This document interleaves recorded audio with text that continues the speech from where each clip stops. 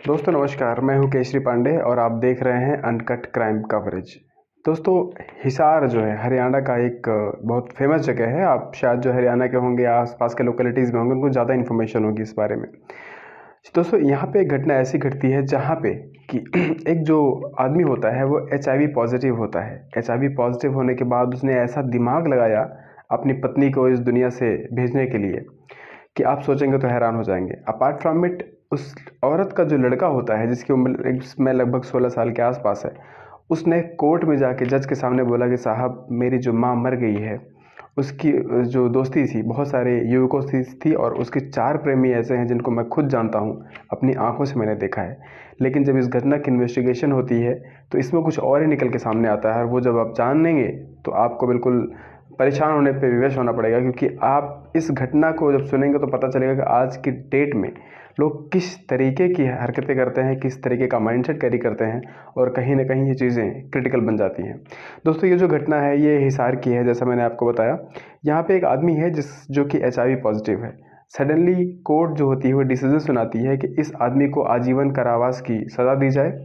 और आजीवन कारावास जैसे सज़ा सुनाई पड़ती है, ये आदमी ज़ोर ज़ोर से गिड़गिड़ाना शुरू कर देता है, जज के सामने हाथ जोड़ के खड़ा हो जाता है और बोलता है कि साहब, मेरी ज़िंदगी बचा लो, क्योंकि मैं खुद भी एक ऐसे रोग से पीड़ित हूँ जिसका कोई इलाज नहीं है इस दुनिया में। उसके अलावा मेरे पिताजी की उम्र 82 साल है, मेरी माता जी की उम्र जो है वो 80 साल की है, और मैं जिस रोग से ग्रसित हूँ, एचआईवी से, इसका कोई ट्रीटमेंट नहीं है। प्लस अगर मैं जेल चला जाता हूँ तो जेल जाने के बाद वहाँ पे ऐसी कोई दवाई जो है उसका प्राविधान नहीं है जिसकी वजह से मैं अपनी ज़िंदगी को आगे बढ़ा सकूँ। इसलिए आपसे रिक्वेस्ट है जज साहब कि मेरी सज़ा को कम कर दिया जाए या फिर मेरी सज़ा को माफ़ कर दिया जाए।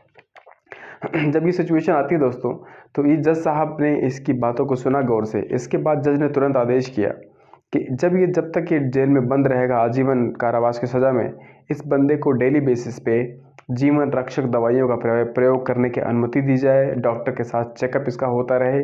इस बीमारी की वजह से इसके ऊपर कोई फ़र्क नहीं पड़ना चाहिए। जितने टाइम तक इसको जीना होगा इस बीमारी के साथ, उस टाइम तक ये जिएगा, क्योंकि एचआईवी पॉजिटिव होने की वजह से इसको प्रताड़ित ना किया जाए। उसके बाद घटना में अगला मोड़ आता है।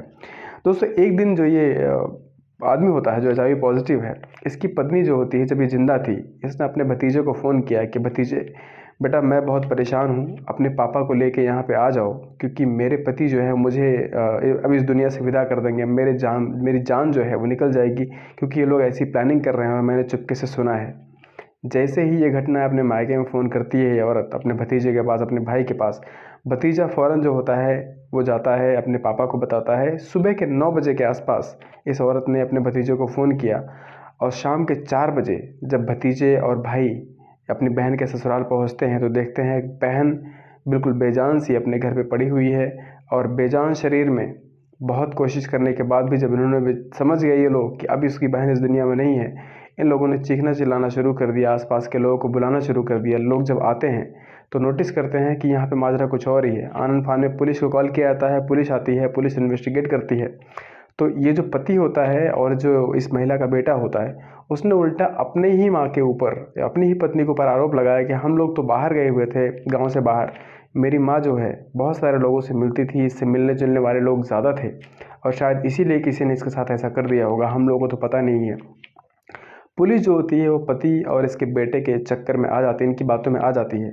लेकिन जब इस घटना की कार्रवाई होती है, इस चीज़ की टेस्टिंग होती है पैथ लैब में, तो इस मेडिकल रिपोर्ट में जांच में सामने आता है कि इस औरत का बिल्कुल ये अपने आप से ये नहीं मरी थी, इसको मारा गया था। और दोस्तों, इस घटना की जो पूरी जानकारी मैं आपको बताना चाहता हूँ। जब कोर्ट ने इन्वॉल्व कराया, कोर्ट में सारी इन्वेस्टिगेशन के बाद पति को और उसके बेटे को बुलाया, तो बेटे से ज़बरदस्ती गवाही दिलवाई जाती है कि बेटा ये जाके जज साहब को बोलना कि मेरी माँ के ऑलरेडी 4 आशिक थे, मैं सबको जानता हूँ। लेकिन आप जानते हैं कि कोर्ट का जो जज होता है वो बहुत ज़्यादा टैलेंटेड होता है, वो देख के बता सकता है कौन बंदा सही बोल रहा है, कौन बंदा गलत बोल रहा है। जज ने इस 16 साल के बेटे की जो गवाही है उसको नकार दिया, और बोला कि एक 16 साल का लड़का अपनी माँ के आंचल पे, अपनी माँ के दामन पे कीचड़ उछाल रहा है। इसके बारे में सीधा सीधा ये पता चलता है कि ये लड़का जो है इसको सिखाया गया है, और इसकी गवाही पे हम ट्रस्ट नहीं करेंगे। ये भी एक इन्वेस्टिगेशन का पार्ट है। और जब फ़ोन कॉल डिटेल्स और लोकेशन से ट्रेस किया गया तो पता चला ये जो आदमी था, इसने ही अपनी पत्नी की इस तरीके से जान ले ली थी जो कि बताने लायक भी नहीं है।